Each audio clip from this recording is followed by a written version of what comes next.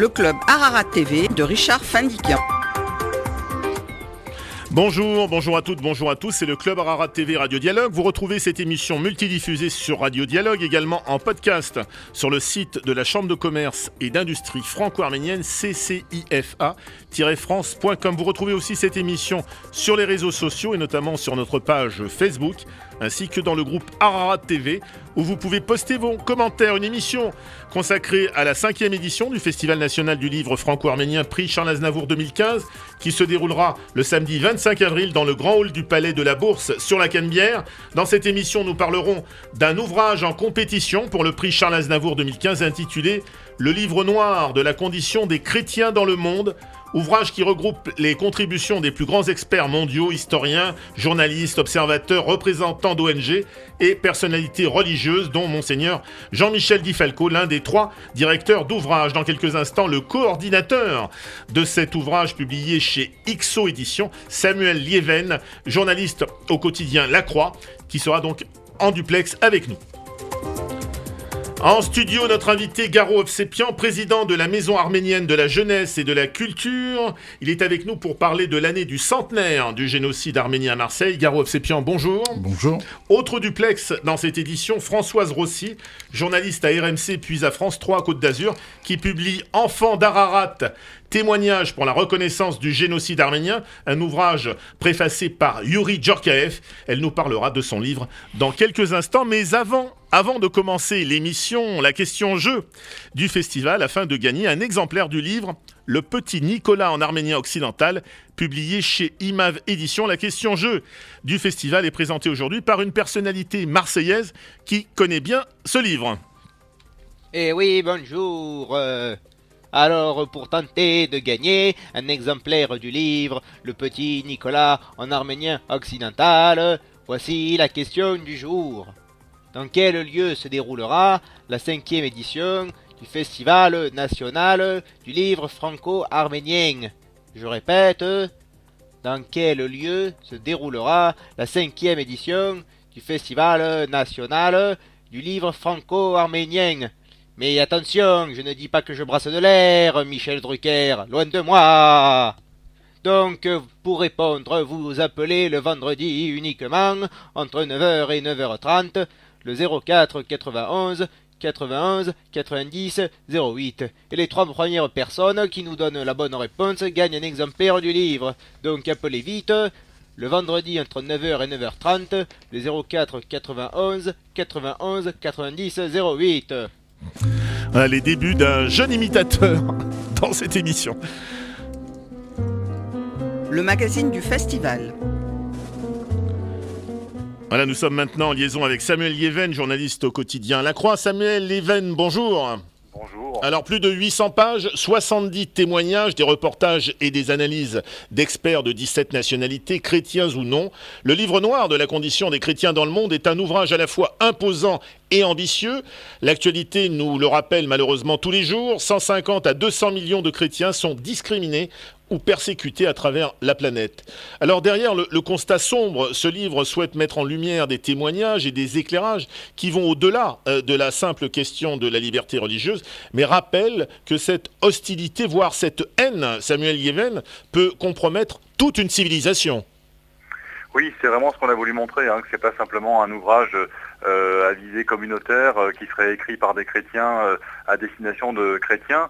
Non, c'est simplement conscientiser le monde entier que la civilisation qui est en cause, c'est celle à laquelle les chrétiens ont eux-mêmes contribué de manière décisive. C'est une civilisation qui est fondée sur le vivre ensemble, le pluralisme, la citoyenneté, qui s'est diffusée à l'échelle mondiale et que les chrétiens d'ailleurs ont toujours placé au sommet de leur échelle de valeurs. Et aujourd'hui, partout où les chrétiens sont menacés, c'est cette civilisation-là qui est menacée. Alors c'est un ouvrage dirigé par 3 personnalités, Monseigneur Di Falco, l'évêque de Gap, Timothy Radcliffe, le dominicain, et Andrea Riccardi, le fondateur de la communauté de Sant'Egidio. Comment êtes-vous concrètement arrivé, Samuel Lieven, à coordonner toutes ces voix ? C'est vrai qu'on a vu le livre enfler sous nos yeux à fur et à mesure que les mois passaient. On a commencé début 2013. L'idée c'était de faire un tour du monde comme le même éditeur a pu le faire à la fin du siècle dernier sur le communisme avec le livre noir du communisme. Sauf que là, ce n'est pas de l'histoire et des archives, c'est de l'actualité. Ça se passe dans près de 140 pays. On en a retenu une trentaine. Oui. On s'attendait au départ à avoir 35-40 contributeurs. On est arrivé à 70 de 15 pays différents. Parce que tout simplement c'est un drame aujourd'hui planétaire qui est en train de se dérouler sous nos yeux et qui continue de se développer. Et donc le livre a voulu faire date en embrassant toutes ces informations, mais dans l'impossibilité d'en faire le tour puisque ça continue aujourd'hui chaque jour. Alors Samuel Lieven, vous dites que le seul conflit qui existe aujourd'hui, il a lieu non pas entre chrétiens et musulmans, mais il a lieu entre ceux qui défendent une civilisation mondiale fondée sur le respect des droits de l'homme, auquel le christianisme a participé tout au long de son histoire, et les autres. Voilà, c'est ça. C'est que effectivement, il y a depuis une vingtaine d'années, la thèse du choc des civilisations est très à la mode. Elle a connu un regain avec le 11 septembre et puis aujourd'hui avec l'État islamique. Et c'est vrai qu'en réalité, les choses sont un peu plus complexes et la ligne de démarcation ne passe pas, je dirais, entre croyants de différentes religions, d'autant plus que les musulmans eux-mêmes sont les premiers à mourir et à souffrir de la guerre sans merci qui se livre en ce moment entre les sunnites, les chiites et puis aussi le processus d'éradication religieuse mis en place par les islamistes. Donc ce n'est pas entre croyants de religions différentes, ni même entre croyants et incroyants, c'est vraiment entre les tenants de cette civilisation qui se mondialise et dont on a tous besoin pour réussir à vivre ensemble sur cette planète qui fait le plein d'ailleurs du nombre d'habitants. On sera près de 10 milliards en 2050. Et puis ceux qui n'en veulent pas, ceux qui veulent imposer justement leur vision réductrice de l'homme, ceux qui veulent imposer à tout prix leurs lois et cela de quelques religions d'ailleurs qu'ils se réclament, que ce soit l'islam, que ce soit dans d'autres pays, c'est l'hindouisme, le nationalisme hindou qui sévit, ou alors une idéologie communiste, ou même des intérêts mafieux comme en Amérique latine. Voilà, c'est vraiment un bras de fer qui se joue entre ceux qui, encore une fois, mettent la dignité humaine au sommet de leur échelle de valeur et ceux qui ne veulent pas de ça. Merci Samuel Lieven. Je rappelle le titre de l'ouvrage que vous avez coordonné, Le livre noir de la condition des chrétiens dans le monde, publié chez XO Éditions. Ouvrage qui sera dédicacé par Monseigneur Di Falco le 25 avril dans le grand hall du Palais de la Bourse à Marseille. Et vous nous ferez le plaisir, Monsieur Lieven, d'être aux côtés de Monseigneur Di Falco pour recevoir tout le public qui viendra vous interroger au sujet donc de cet ouvrage qui est un livre très très imposant et qui est, je le rappelle encore une fois, en compétition pour le prix Charles Aznavour 2015. Merci Monsieur Lieven, à très bientôt. Merci à vous, à très bientôt.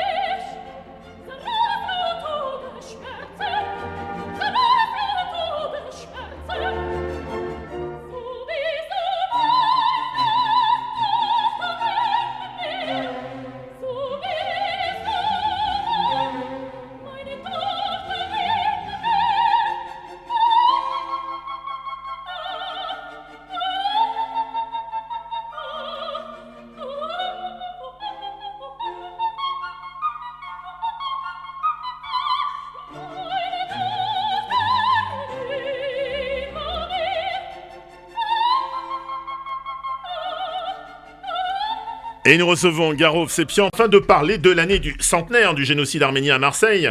Dans son livre « Parce qu'ils sont arméniens », publié chez Liana Lévy, ouvrage en compétition, lui aussi pour le prix Aznavour 2015, Pinar Selek, la sociologue et dissidente turque, évoque un négationnisme d'État et un endoctrinement de la société turque.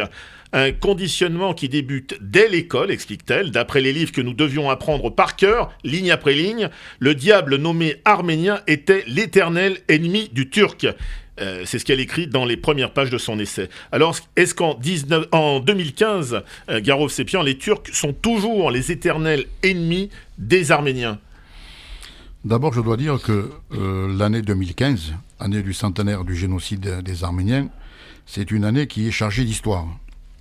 Celle d'un peuple, l'histoire d'un peuple donc qui a subi, qui a vécu et qui a survécu à la plus terrible des tragédies et qui porte qu'un seul nom, c'est le nom de génocide.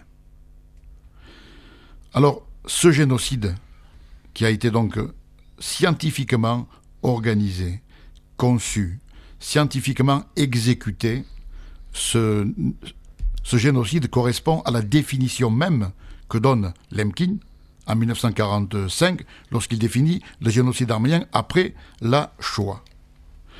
Alors, le génocide, ce n'est pas autre chose, le génocide arménien n'est pas autre chose que l'application, je dirais, d'une doctrine politique par l'Empire ottoman, puis ensuite continuée par les jeunes Turcs. C'est-à-dire le panturquisme, le pan-islamisme et le pan-touranisme. Donc c'est une guerre à la fois pour un nationalisme acerbe et aussi pour une religion. Alors la Turquie d'aujourd'hui, qui n'est pas le responsable, qui n'est pas le coupable, qui n'est pas l'auteur de ce génocide, doit assumer et assurer la continuité de son histoire.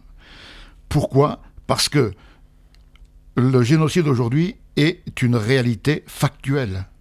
Il y a une abondante littérature, il y a des récits, il y a des témoignages, il y a les récits ou les rapports des missionnaires, des relations diplomatiques qui illustrent ce génocide. Donc la Turquie d'aujourd'hui ne peut plus se terrer dans un négationnisme d'État.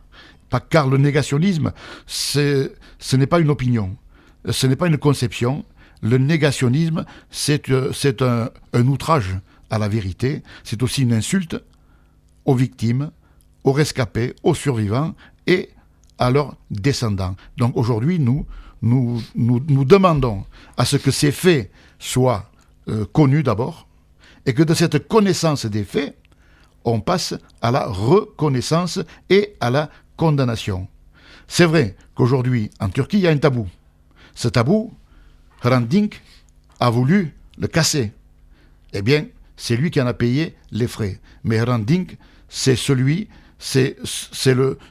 qui aujourd'hui porte haut le drapeau de cette cause arménienne, cause pour laquelle donc il s'est sacrifié. Alors, il nous appartient à nous aujourd'hui de continuer, avec la volonté qui est la nôtre, de continuer ce travail de lutte, de combat, de revendication, ce travail de mémoire, oui. mais en même temps de cette culture qui est la nôtre et qui est épanouie, afin que la vérité de l'histoire triomphe. D'accord, alors on peut dire que l'opinion turque évolue, mais comment pensez-vous que les Turcs vont réagir le 24 avril prochain ? Bon, moi je ne pense pas que beaucoup de choses va changer en Turquie le 24 avril 2015. Mais il faut que l'opinion internationale, oui, réagisse. Pourquoi ? Parce que le génocide, c'est un crime de lèse-humanité qui interpelle donc la conscience universelle et qui demande la condamnation de la communauté des nations. La France l'a reconnu en 2001. La France est en train de mettre en place aussi au Parlement une loi pour la condamnation, pour pénaliser la négation de ce génocide. Donc il faut travailler dans ce sens-là, dans tous les pays du monde, et je pense qu'un jour ou l'autre, la Turquie sera contrainte à reconnaître en face la vérité de son histoire. D'ailleurs, chez les progressistes turcs, chez des intellectuels turcs, il y a déjà beaucoup de choses qui ont changé et que tout ce qui était effacé dans les livres d'histoire en Turquie devrait aujourd'hui, petit à petit, y parler. D'ailleurs, le seul fait de parler dans les journaux du génocide arménien, même en le repoussant, ça permet aux gens de lire et de se poser des questions. Et ça, c'est déjà extrêmement important. Mais alors, concrètement, que peut-on espérer des pouvoirs publics français, et notamment du président de la République, François Hollande, qui se rendra, on le sait, à Yerevan le 24 avril ? Oui, le 24 avril, le président de la République ira à Yerevan. Le 29 ou le 28 ou le 30 janvier dernier, le président de la République a participé à un dîner organisé par le CCAF, donc avec avec de nombreuses personnalités. Il a fait des déclarations. Mais surtout, le président Hollande, lorsqu'il était candidat à la présidence de la République, a dit qu'il ferait de sorte qu'il y ait une loi qui pénalise et qui condamne la négation. Alors, on attend aujourd'hui que cette loi soit rédigée, soit écrite et passe donc à l'Assemblée nationale et au Sénat. C'est vrai que la première fois, on a échoué. Avec la loi Boyer. On a échoué en 2006 d'abord. Puis ensuite, on a échoué en 2011, je crois. En 2011, que le Conseil constitutionnel a rejeté. Mais cette fois, peut-être, il faut mettre un certain nombre de génocides et ne pas uniquement se focaliser sur le génocide arménien. Mais c'était déjà le cas avec la loi Boyer qui englobait tous les génocides dans mais là, on a dit que c'était une loi qui n'était pas organique, c'était une loi qui jugeait l'histoire et qu'on ne peut pas juger l'histoire. Donc il faut peut-être trouver une autre formulation et arriver à ce que cette condamnation de la négation devienne compléter la loi de la reconnaissance. Qu'attendez-vous, Garov Sepian, de la communauté franco-arménienne à travers ses différentes composantes, bien sûr, à l'occasion de cette année du centenaire du génocide arménien? Mais moi, je pense que la communauté arménienne doit concentrer tous ses efforts et non pas se diluer, que les énergies, les intelligences, les forces doivent se réunir pour qu'ensemble, on puisse être beaucoup plus forts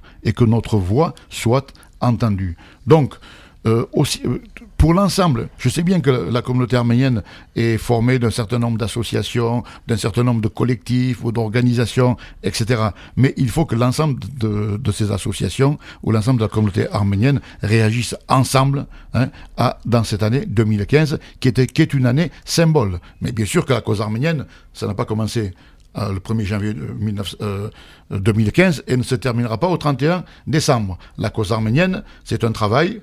C'est une mission qui se fait depuis des décennies et décennies par des différentes générations. Car dans la cause arménienne, il n'y a pas que le génocide arménien. Le génocide arménien, bon, c'est l'histoire. Bon, voilà. Mais dans la cause arménienne, il y a aussi d'autres valeurs qui sont des valeurs qui structurent ou qui identifient ou qui authentifient l'identité arménienne, et notamment l'école, et notamment la langue, et notamment la culture dans ses différentes expressions majeures. C'est tout cela, la cause arménienne, à laquelle qu'il faut défendre de toutes nos forces si l'on veut garder ici en diaspora, parce que la diaspora a un passé, notamment en France. La diaspora a une culture, la diaspora a une histoire. Donc pour rester fidèle à cette histoire, ce que l'Arménie ne pouvait pas faire avant son indépendance, la diaspora le faisait. Aujourd'hui, on a une voix officielle et que l'Arménie et la diaspora réunies doivent ensemble travailler pour qu'au moins les victimes retrouvent, comme disait Henri Verneuil, une sépulture morale, et moi je dirais un acte de décès. Michel Marian, maître de conférences en philosophie politique à Sciences Po Paris et spécialiste de l'Arménie, pense que cet anniversaire pourrait être l'occasion pour les États-Unis, l'ONU et le pape François d'intervenir en faveur de cette reconnaissance. Qu'en pensez-vous, Garov Sepian? Oui, moi je dois dire que je suis particulièrement déçu de l'attitude des États-Unis. Le candidat Barack Obama avait promis de reconnaître le génocide arménien. Mais le président Obama, qui arrive presque au terme de son mandat, n'a pas fait un pas en avant pour des intérêts stratégiques, pour des intérêts économiques avec la Turquie. Donc les États-Unis, qui comptent beaucoup, n'ont pas fait ce qu'il fallait faire. Maintenant, il faut que les États interviennent, les États parlent.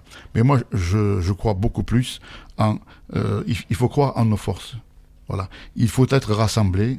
Il faut nous prendre cette cause arménienne dans tous ses aspects et y travailler fortement. Parce que la principale force doit venir de chez nous.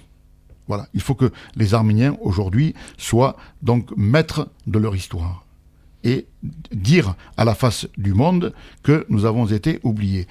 J'ai récemment lu un livre qui s'appelle « Le tigre en flammes » de M. Balakian, écrit aux États-Unis, où il dit dans ce livre que en 1915, les intellectuels occidentaux étaient bien informés sur tout ce qui se passait en Asie mineure, sur les massacres, les exactions, l'exil, les viols, etc. Il dit aussi que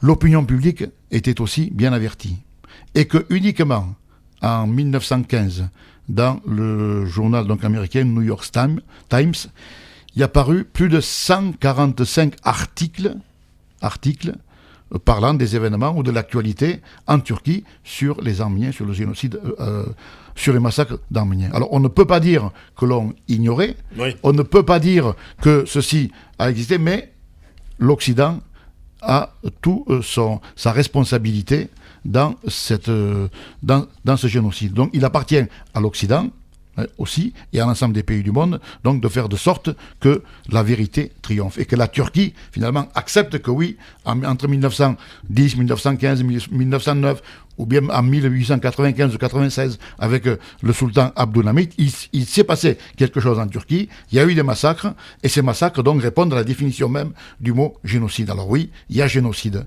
et cela n'affaiblirait pas la Turquie, au contraire, honorerait la Turquie devant l'histoire. C'est ce que dit Charles Aznavour notamment. Dernière question, Garov Sepian, quelle doit être la prochaine étape à vos yeux et comment poursuivre le combat de la cause arménienne après ce centenaire ? Il faut continuer avec le même élan, les mêmes convictions, la même volonté, avec peut-être d'autres façons de faire, d'autres formes d'action. Mais il faut continuer. Il faut que ce soit toujours un problème d'actualité. La cause arménienne, le 24 avril, ce n'est pas un jour. Le 24 avril, c'est 365 jours. Et c'est année après année. Voilà. Donc il faut continuer dans ce sens-là. Il faut y croire. Comme je le disais, il ne faut pas se diluer. Et il ne faut pas aussi que la cause arménienne serve de fonds de commerce pour des politiques, également de fonds de commerce même dans la communauté arménienne, et d'espaces de communication. La cause arménienne est une cause qui est juste, une cause qui est noble, une cause qui est sacrée, et des générations entières se sont sacrifiées.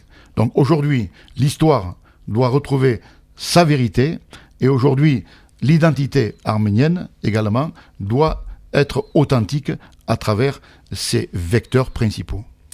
Merci Garov Sepian. Je rappelle que vous êtes donc le président de la Maison arménienne de la jeunesse et de la culture. Et puis je rappelle aussi que cette année, vous faites partie de MPA 2015, Marseille-Provence Arménie 2015, avec notamment Didier Parakian, avec aussi la présidente d'honneur de la Chambre de commerce et d'industrie franco-arménienne, Angèle Melkonian, qui est présidente donc de MPA 2015, Marseille-Provence Arménie 2015. Alors tout un ensemble de manifestations, d'activités qui sont donc présentées dans un livret qui a été donc publié il y a quelques jours. Alors juste un mot sur cette association et sur notre présidente Angèle Melkonian, qu'on salue au passage, et qui sera avec nous donc prochainement donc sur tout le programme d'activité qui va se dérouler jusqu'au 31 décembre 2015. Oui. Juste un mot, Garov, puisque nous allons avoir Françoise Rossi en communication. Juste un mot pour dire que cette association n'est pas en concurrence avec une quelconque autre association. C'est une association qui aide, qui soutient et qui accompagne des initiatives et des opérations dans un cadre de matériel et logistique, afin que des associations puissent faire leur expression propre, qui va dans le sens donc du travail de mémoire que l'on veut faire en cette année 2015. Donc il n'y a aucune concurrence. C'est une association qui est née le 1er janvier 2015, qui s'éteindra le 31 décembre, et qui est venu en renfort en fait, mais qui pour aider toutes les associations marseillaises. Toutes les actions qui pourraient être faites ici, par exemple, ici à Marseille. Donc voilà, c'est uniquement le but de cette association. Et la première d'ailleurs des manifestations est une très belle manifestation avec l'association Aram, avec les 101 portraits de l'exil qui ont été présentés au musée de l'histoire. Merci Garov Sepian.